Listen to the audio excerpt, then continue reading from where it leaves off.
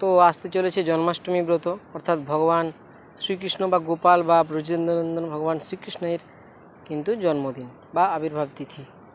তো ভগবানের আবির্ভাব তিথি কবে? 16ই আগস্ট জন্মাষ্টমী ব্রত। তো আপনারা কি করবেন?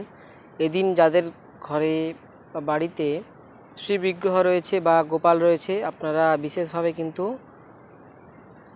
15ই আগস্টের দিন রাত 12টার আগে আপনারা অবশ্যই অন্নপ্রসাদ গ্রহণ করে আপনার পরদিন জন্মাষ্টমীর দিন কিন্তু পুরোপুরি নির্জলা উপবাস করতে হবে পরের দিন 12টা পর্যন্ত। তা সেটি যারা না পারবেন তারা কিন্তু সফল অর্থাৎ ফল খেয়েও করতে পারেন, কিন্তু অবশ্যই নির্জলা ব্রত এই একটা দিন বছরের কিন্তু পালন করা উচিত। এবং রাত 12টার সময় যেহেতু ভগবানের আবির্ভাবের সময়, সেই সময় আপনারা কি করবেন না, ভগবানের যে নিকটবর্তী ইস্কন মন্দির বা কৃষ্ণ মন্দির বা আপনার বাড়িতেও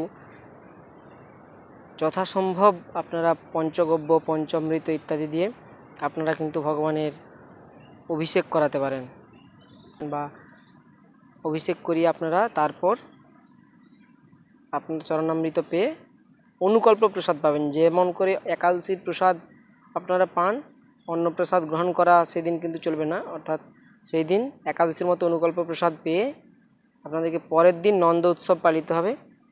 সেই নন্দ উৎসবের দিন আপনারা কিন্তু যথাসময়ে পালন কমপ্লিট করবেন অন্নপ্রসাদ খেয়ে।